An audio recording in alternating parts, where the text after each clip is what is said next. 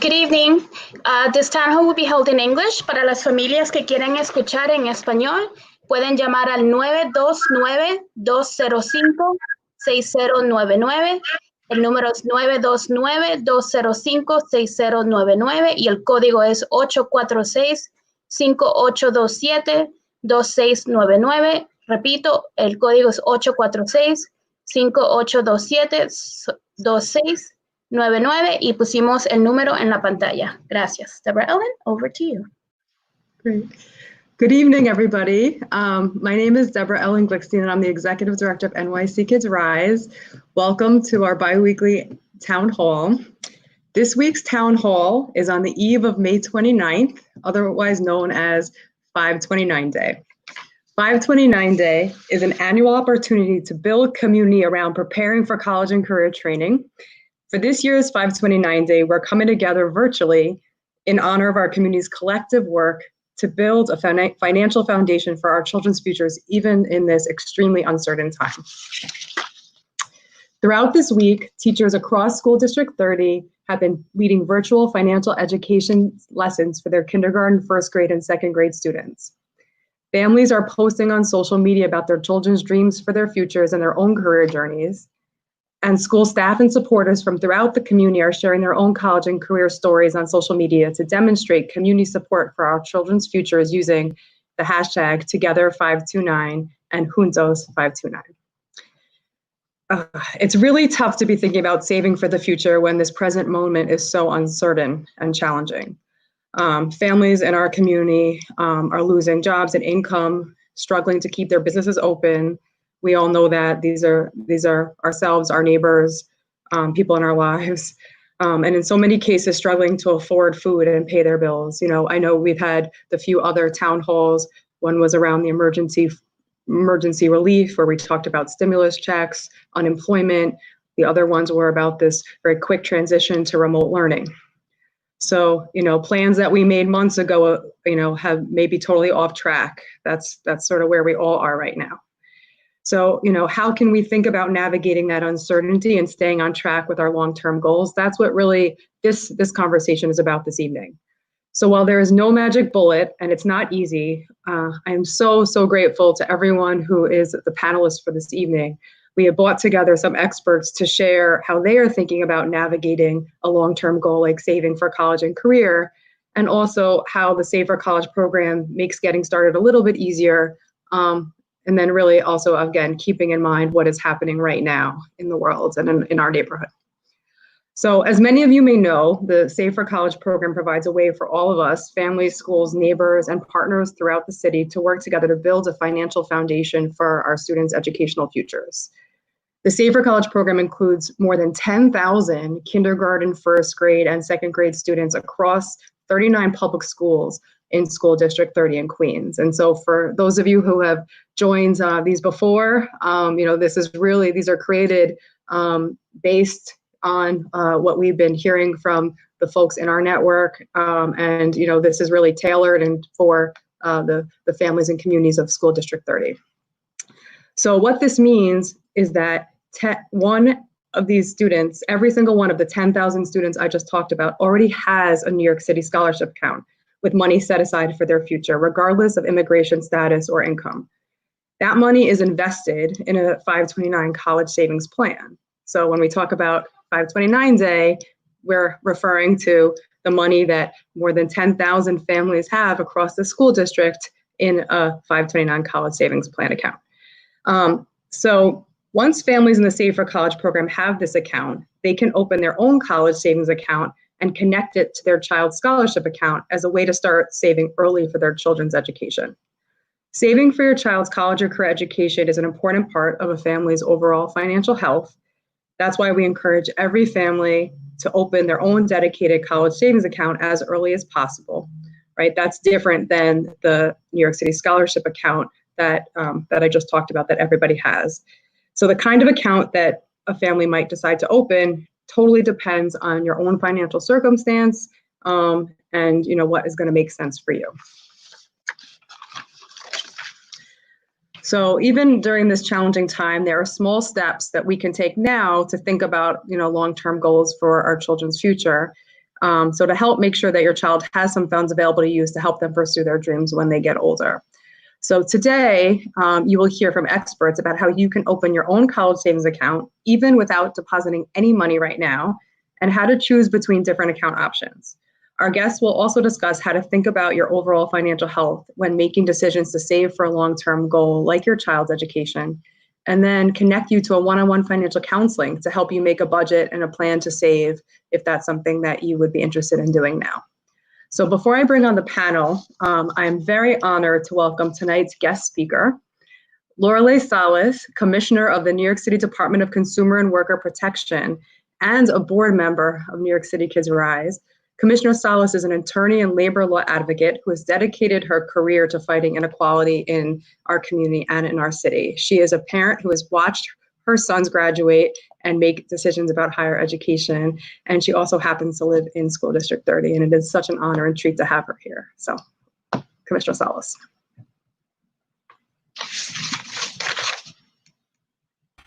Okay, I'm on. Hi, thank you so much, Deborah Ellen, and I'm really pleased to be here. I'm on this amazing panel of experts and looking forward to learning from you all. And yes, I am a Queens resident, and I live in District 30, and so the fact that I'm also a mom to two young men, this just is work that is very close to my heart. My 19-year-old is in his second year of college, and my 23-year-old just graduated last year. And I wish that I knew a lot more back then when they were starting, we're starting to think about college than I do now. I know that, our families, as you mentioned, are in this district in particular, have been hit really, really hard. And people were already having a really hard time making ends meet even before the crisis, right? New York City is an amazingly beautiful place to live in, but a very expensive place too. So I'm no stranger to the difficulties that come with trying to manage a budget and trying to save for college. I moved here when I was 19 years old from Peru, and I worked a lot of jobs that paid very low wages. And even back then, I was still able to work full time at a restaurant and pay for CUNY tuition. Tuition has been going up, and people's earning potentials, incomes have not, right? So it's even harder and harder every year for families, for New Yorkers, and just anyone in this country to really be able to save for their child's education.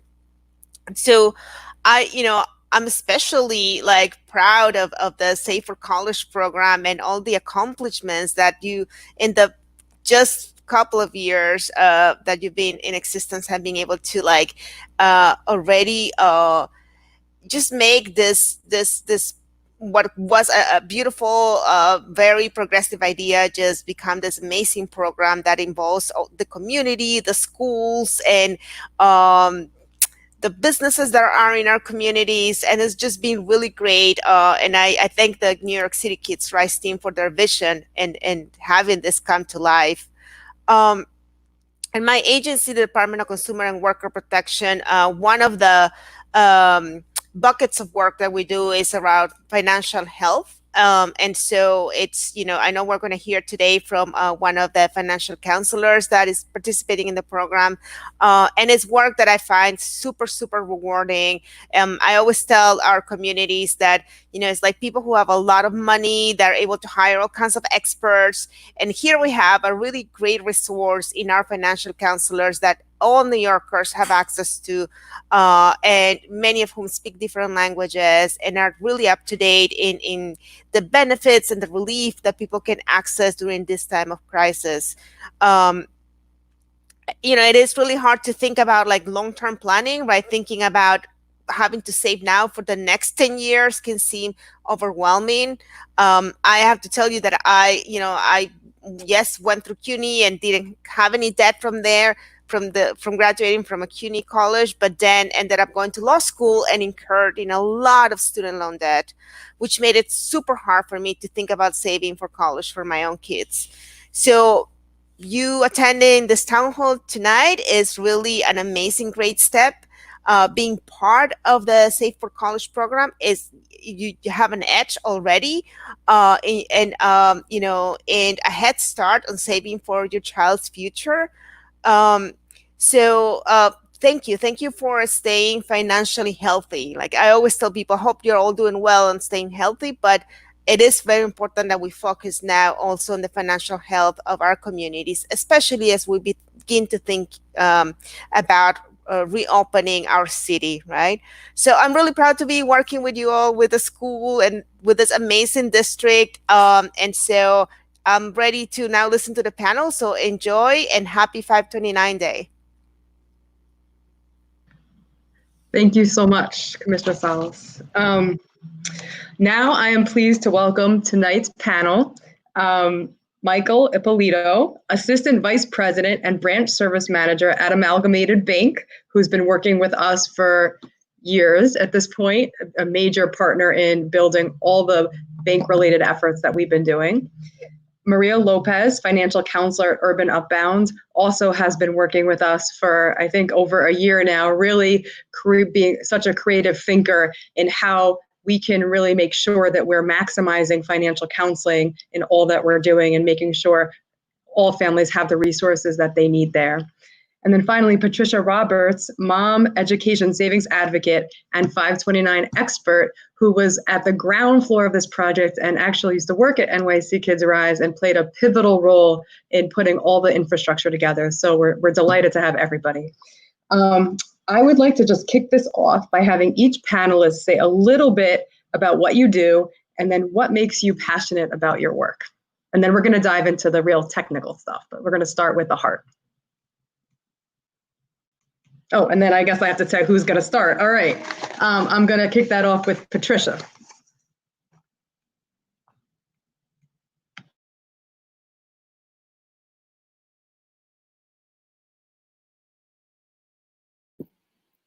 Hello, everyone, and thank you, Deborah Ellen, for including me. From a professional standpoint, I have helped tens of thousands of families prepare for the cost of higher education over the last 21 years with 529 college savings plans. I'm not affiliated with a particular 529 plan at the moment, but I have a lot of knowledge that I can share with you. And I would say the greatest amount of my knowledge comes from my favorite role of all, being a mom saving for my own son's higher education. It feels like yesterday when my son was probably the age of some of your children. Here he is in kindergarten. I don't know if you can see that. He grew to graduate high school, and he is now in his third year. He's just wound up his third year of college. I cannot tell you how happy and relieved I am to have saved a little bit at a time in 529 college savings plans, and I am delighted to share my knowledge with you so that you too in the future can have a sense of relief when your time comes. So thank you. All right, Maria, and then Michael.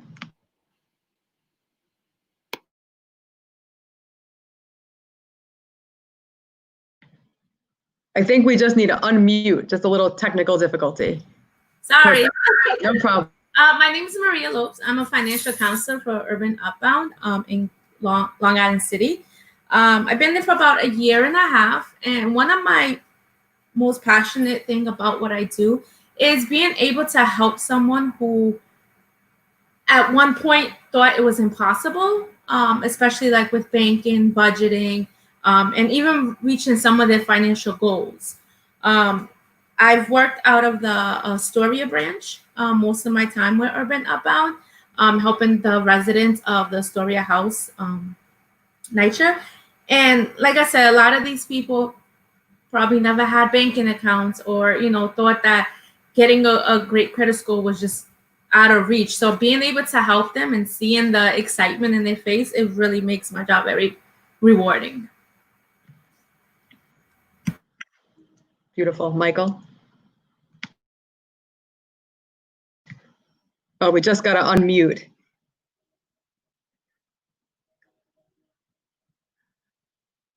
Sorry, just Michael, I don't know who controls the mute. Oh, there we go. Perfect. There we go. My name is Michael Ippolito. I'm with Amalgamated Bank. I'm inspired by people. I see myself as a coach, and I'm inspired by a saying. You could feed someone fish and they'll eat for the day. And you could teach someone how to fish and they'll eat for the rest of their life. I get great satisfaction and it's just a great feeling when you're able to make a difference in someone's life and you're able to coach them through a financial situation, get them to save for a particular thing that's important to them in their life. So I like to share my knowledge, my life's experiences, guide people, encourage people, challenge people, and inspire people. I too have invested over the years in 529 and savings accounts for my kids' education. And there were some great challenges along the way. It wasn't a picnic, but I advocate and highly recommend this is something that we all partake in. Excellent.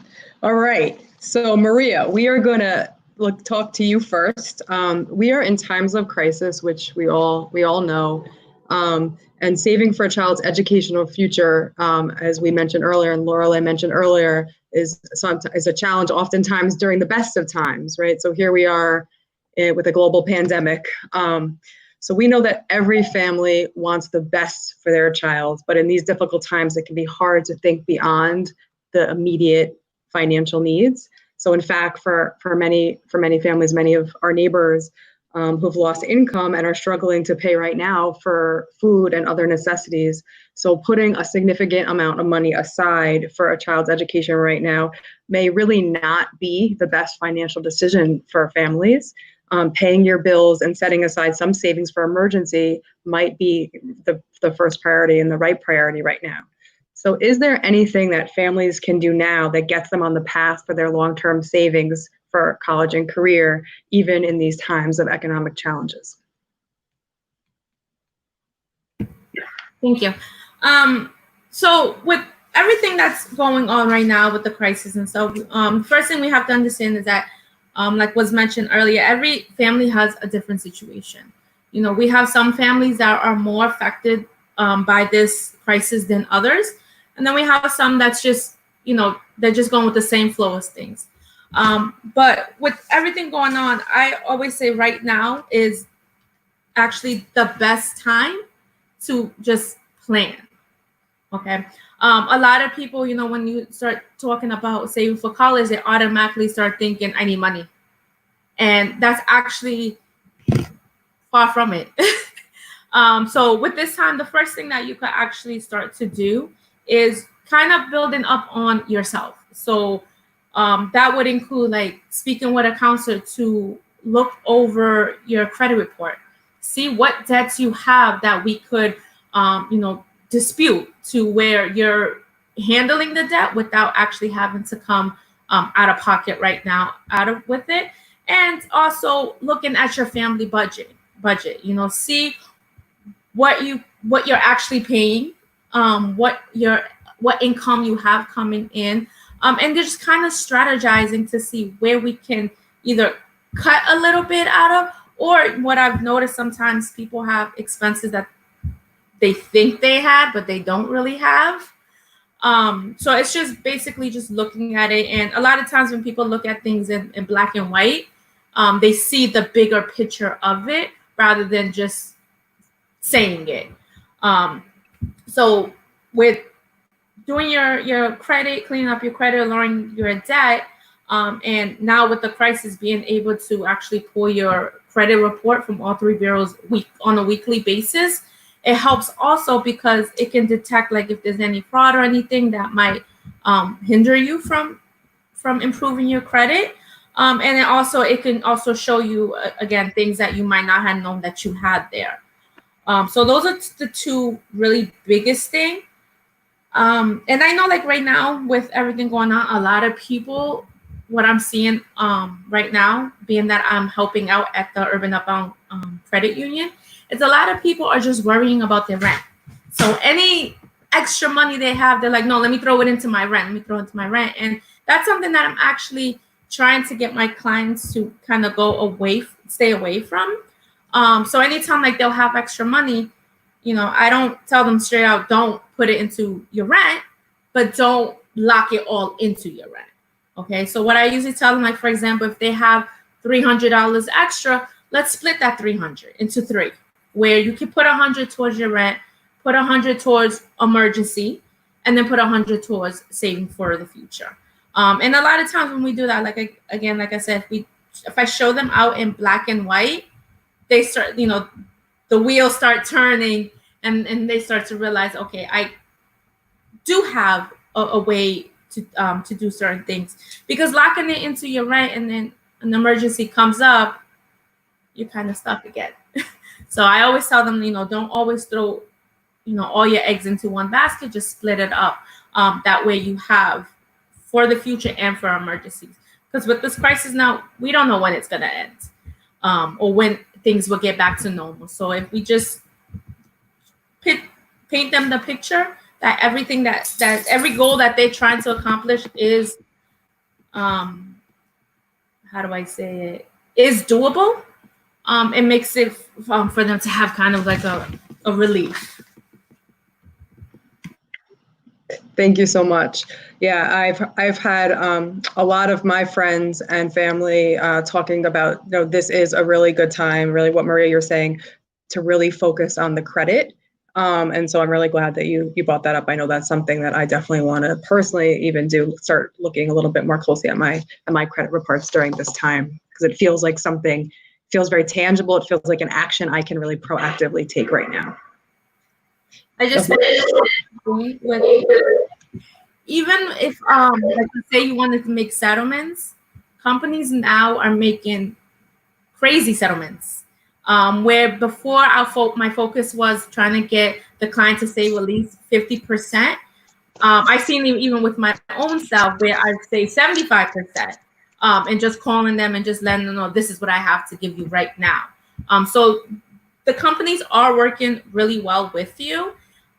So that's something that should really be taken into consideration. Fantastic. And so we're going to talk at the end. I mean, there's, I think, 35 financial empowerment centers across the city. By calling 311, you can get an appointment at a financial empowerment center where really experienced folks like Maria, who is, you know, based in our neighborhood at Urban Upbound. So if you're here, you may get her. You'd be lucky to get her. Really can walk you through creating a budgeting and financial plan and really talk to you about the specifics of what we're both talking about in terms of how to think about the credit. So I want to transition now to Michael. So Amalgamated is a Safer College program partner. So share with us a little bit about how program participants can get started, even in this pandemic, to increase their child's college and career savings. Thank you. Yes, excellent. Okay, so throughout my career, I've worked to help people create spending plans and budget themselves. Many times people aren't prepared for a rainy day. This pandemic has been an awakening to us. It's also an opportunity to get people to think about perhaps the next rainy day, particularly with planning for your kids' future. There's flexibility and time on your side. Your children are young. However, with that said, I like to say a quote that I don't know who said it, but I like to repeat it. People don't plan to fail; they fail to plan. With the Safer College program, families have two options: a 529 plan, which is invested in financial markets, or a bank account with Amalgamated. Both have benefits. Let me speak to what that looks like with Amalgamated Bank's college savings account. You could start with as little as $0 and keep the account open with as little as a penny. There's absolutely no monthly fees associated with this account. There are no penalties for withdrawing your money. Even though this is a college savings account, it is flexible.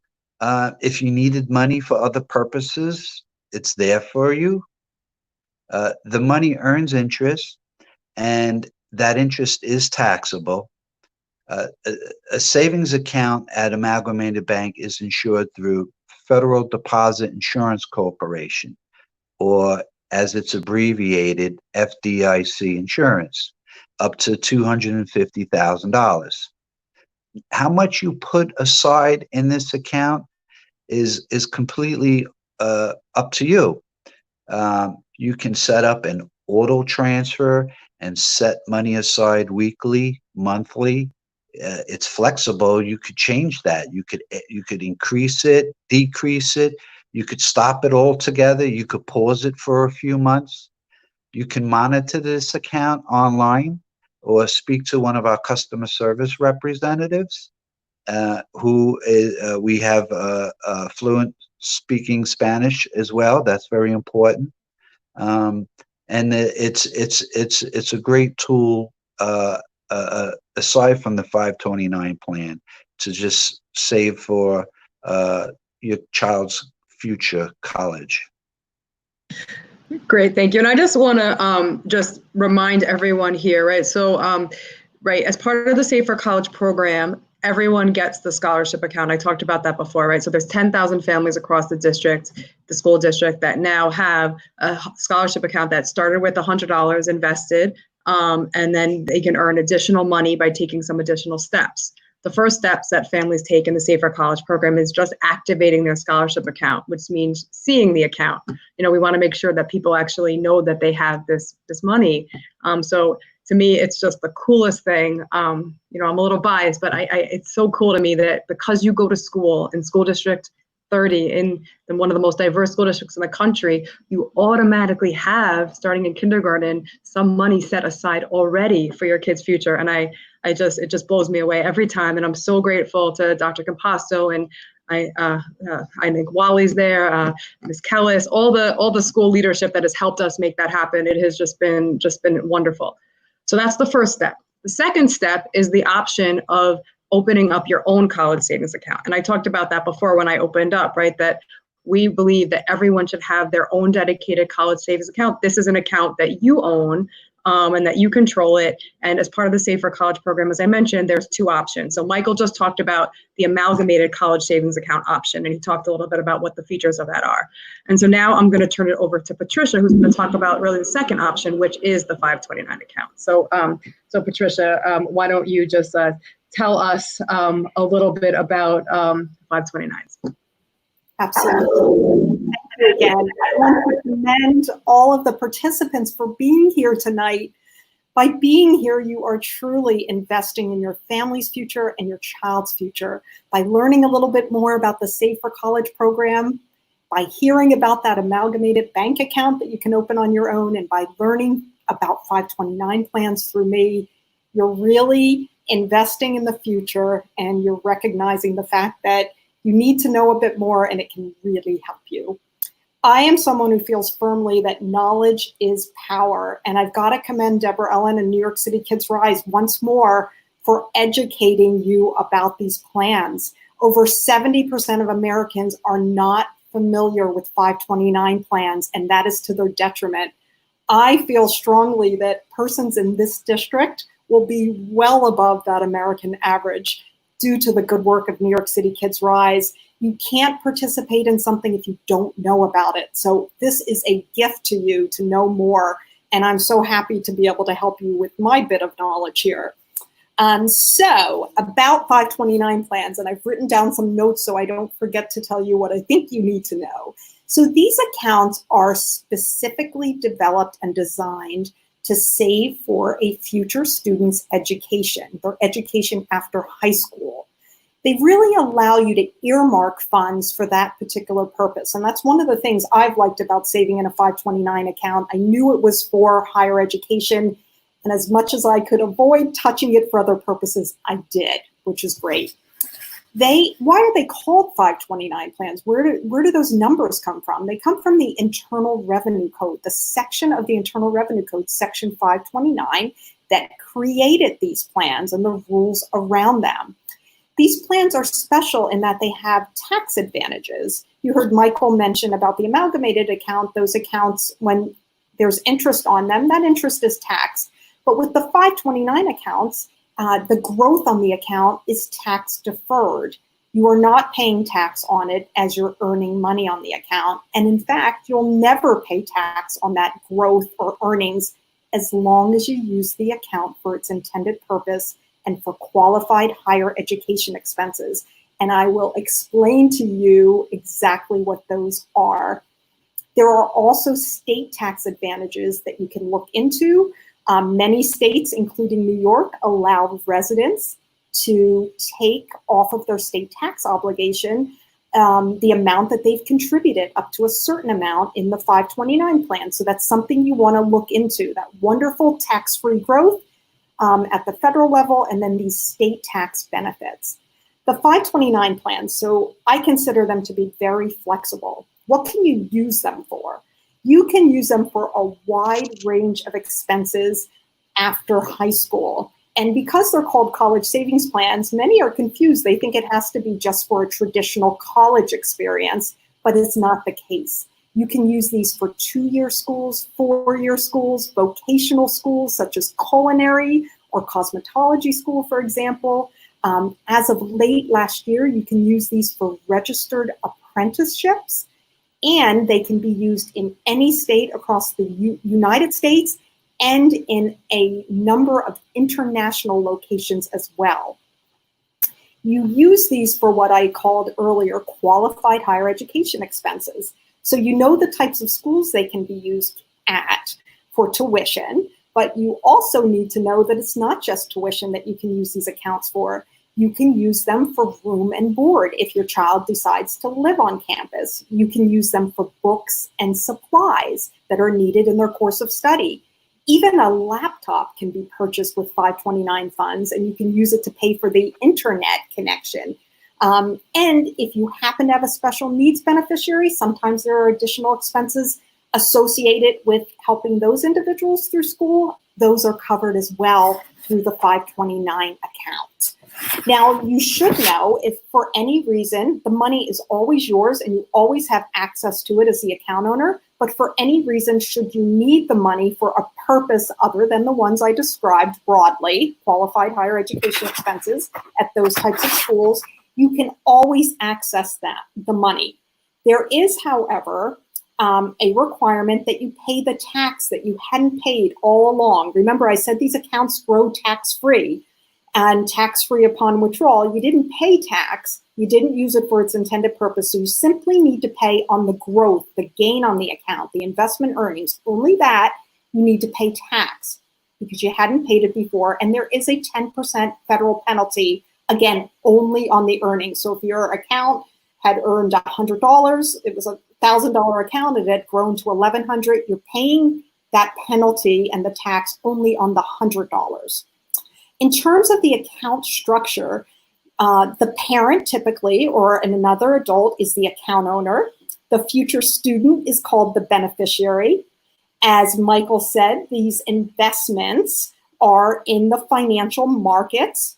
They range broadly. It's something that you can decide on your own which one's right for you, but there's a wide range from very conservative investments that have very little risk to ones that are a little bit riskier. And there are some popular choices called age-based funds. Those start with an element of risk when the child's younger, and they grow more conservative over time as that date of college nears.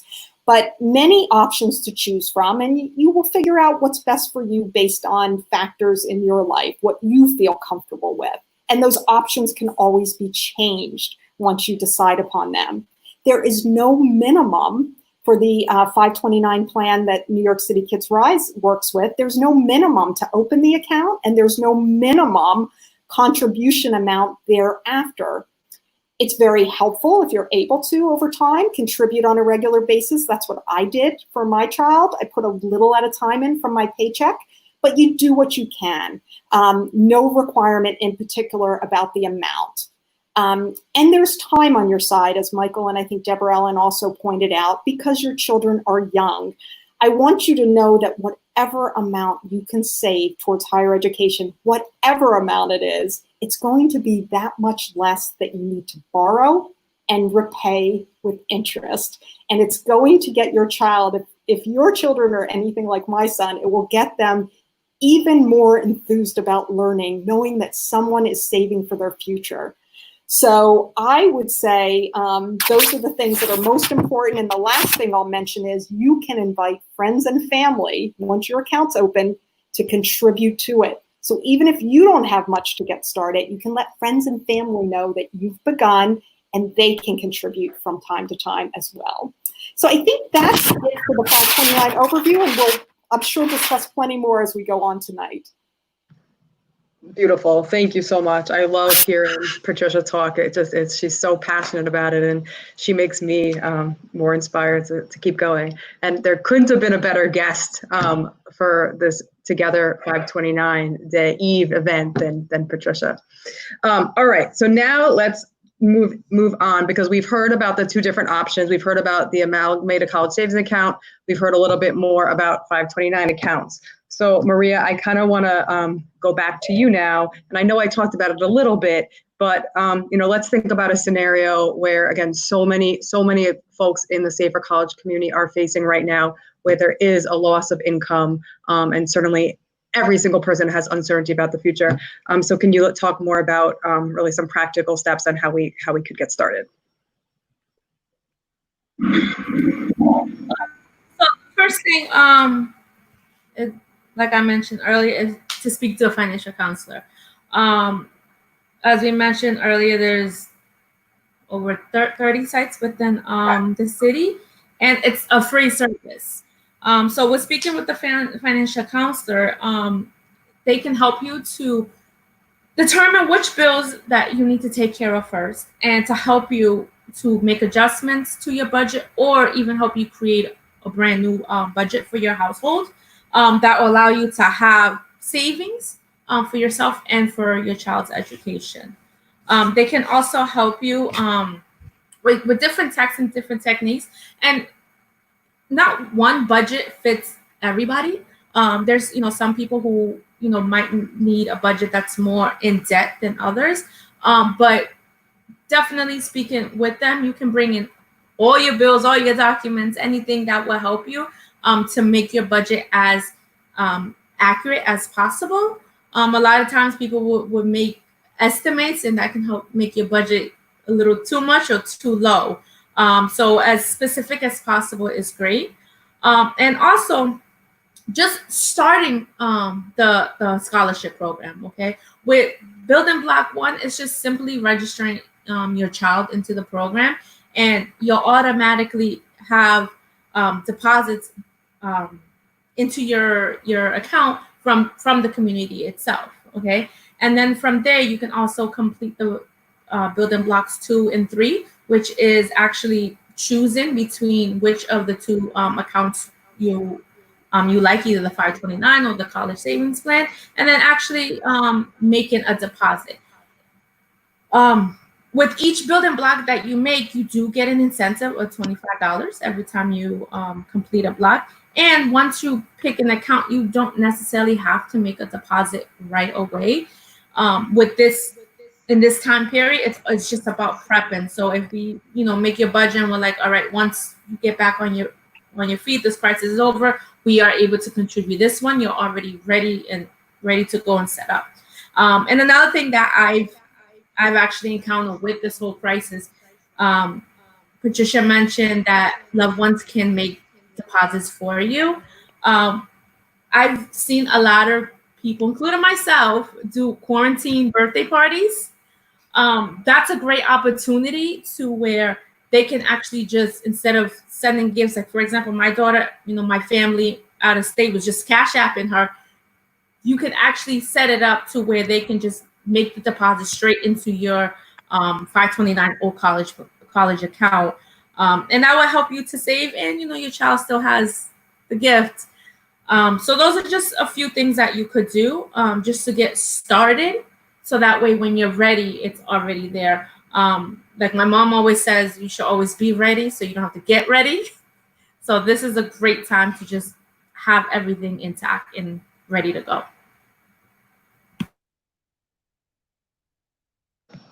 Awesome. I want to just share a comment from Wally from PS222 Parent Coordinator, who makes a wonderful point, really what's at the essence of what we're really trying to do here this evening.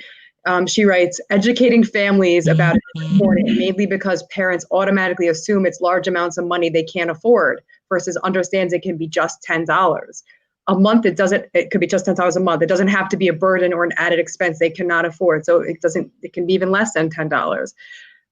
She writes, I think understanding this really gives folks hope in opening it for those struggling but do not have hope for their children's future and a better life for themselves. So thank you so much, Wally, for sharing that. And I know that's grounded in a lot of experience with your school community.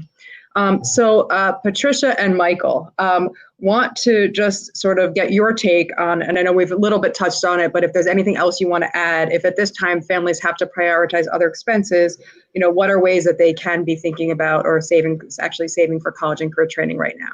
And if there's nothing more to add, feel free to pass. But Patricia, why don't you go? Oh, Michael, go ahead. Michael, go ahead. So no, that's a great question, right?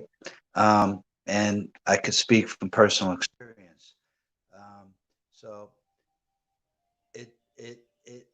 this is very flexible. In our network, in our lives, we all have family, friends, godparents, grandparents. We all celebrate birthdays and holidays. So one of the things that I did when my kids were younger was I would ask friends and family, instead of buying my kids toys, if they could help contribute to their college plan. And so I would raise money, if you will, from family, friends, and contribute that way. Sometimes in life, affordability does play a role, and I've experienced over the years not being able to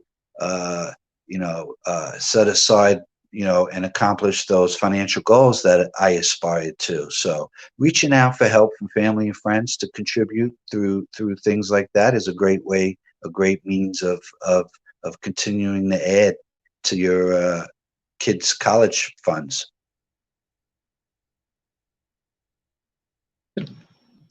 Patricia, anything else? Yeah, those are great points. I would have said the same about inviting friends and family. People really want to do for your children what they can, and they really don't know what to do. People struggle with what to buy, what size is their clothing, is it something that they already have, is it something they'll enjoy for the long run? And far too often things wind up as, maybe in a garage sale or being given away, outgrown too quickly. So I really think it's a gift from the parent to invite people. It's good for them. They would love to invest in something that's future oriented. It opens the dialogue about going to college. Everyone's got a stake in it then, and it feels really special for families. So I think it's a great thing.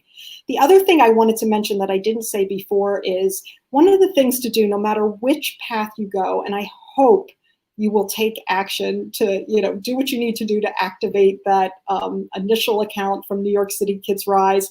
But whatever route you go, whether it's amalgamated or it's a 529 plan, I encourage you to step back and look at your why. Why do you want to do this? I always tell families to think into the future. How do you want it to look and feel when your child's about to finish high school?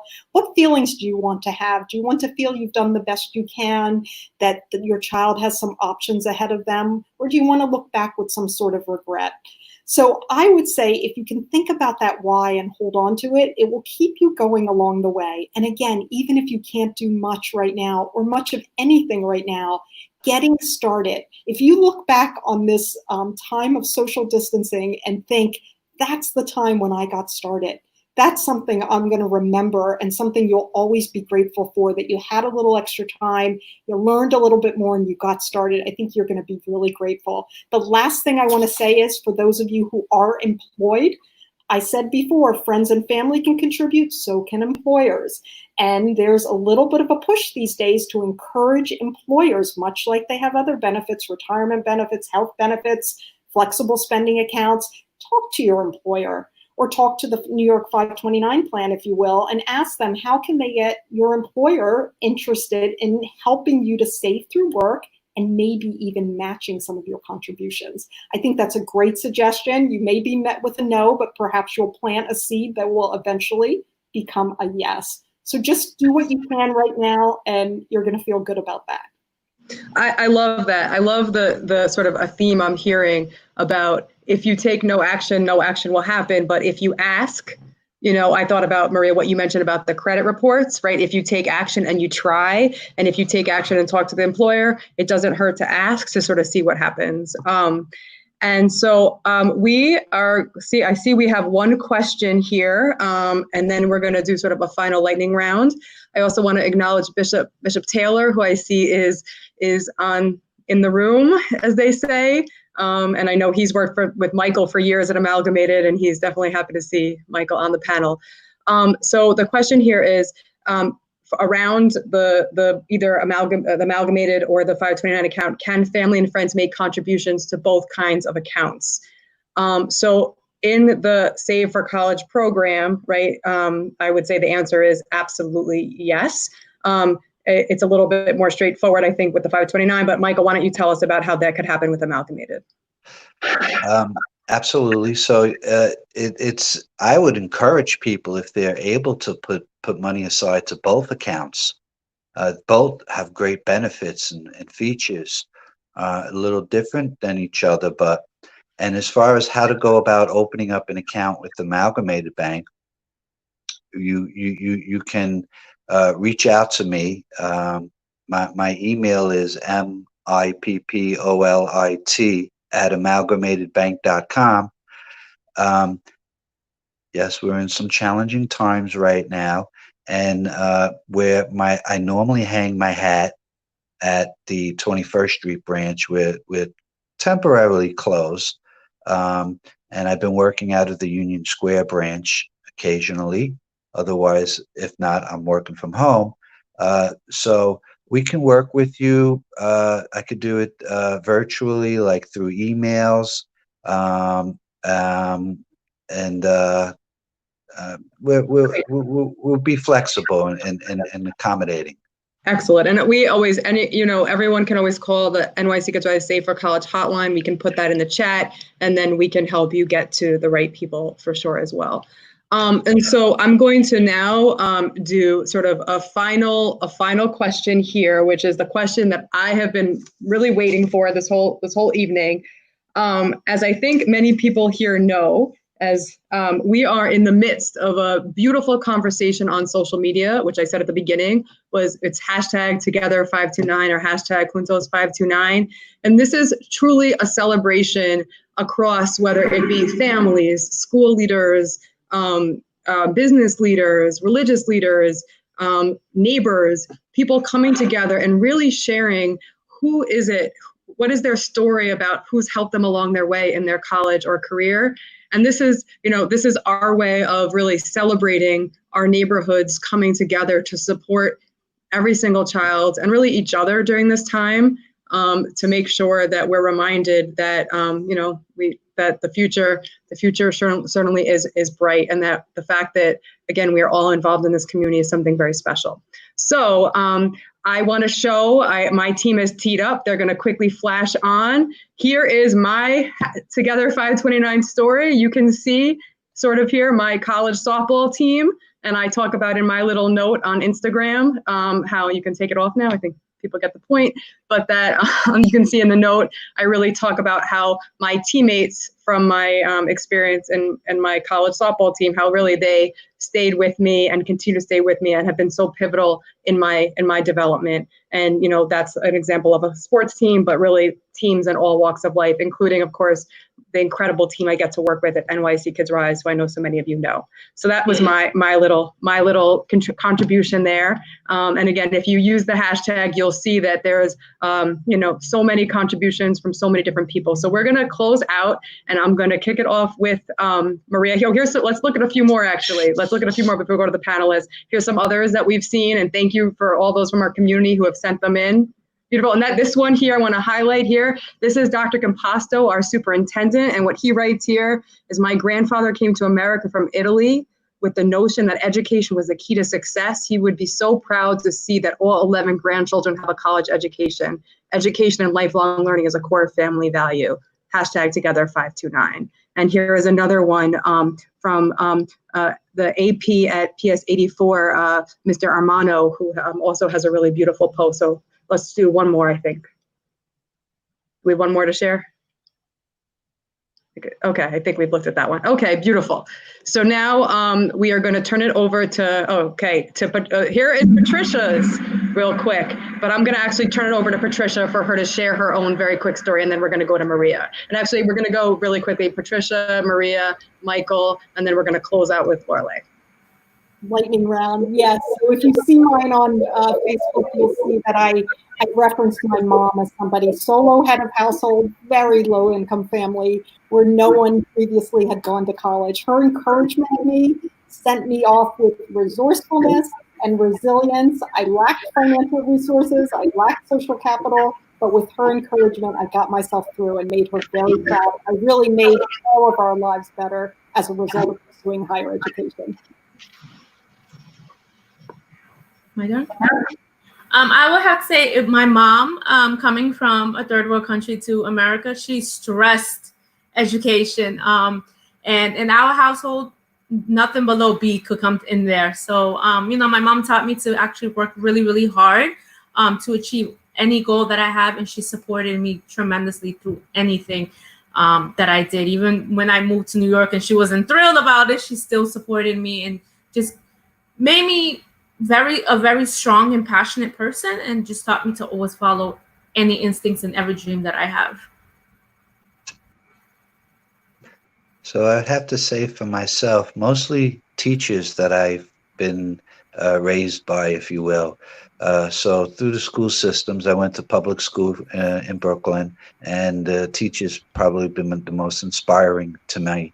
And then probably some friends. I've always kind of been around friends that always aspired to get good degrees in college and make something of themselves. So combination of those two.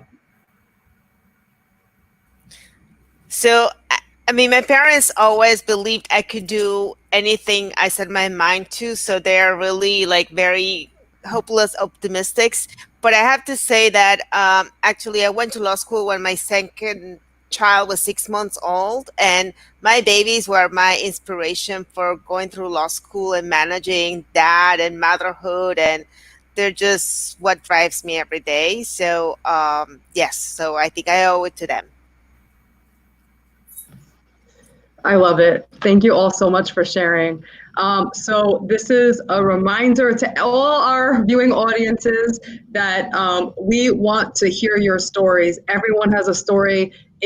I know it fortifies me to listen to the stories that were just shared here this evening. It's super inspiring, and I just really would encourage everyone to join the conversation on Twitter, on Instagram, on Facebook with those hashtags. I think that we're going to post in the chat more information. And then if you're curious, you know, and if you really also to show your children, really look at the hashtag, search for the hashtag, and you'll see the collection of stories that have already come together. It's really, really, really beautiful. So I want to really thank you. This is thank you to the panelists. This was an incredible, incredible panel. It was really so informative, and it's been so special to have people who have been so committed to this work for so long and so key in building the Safer College program. So thank you all.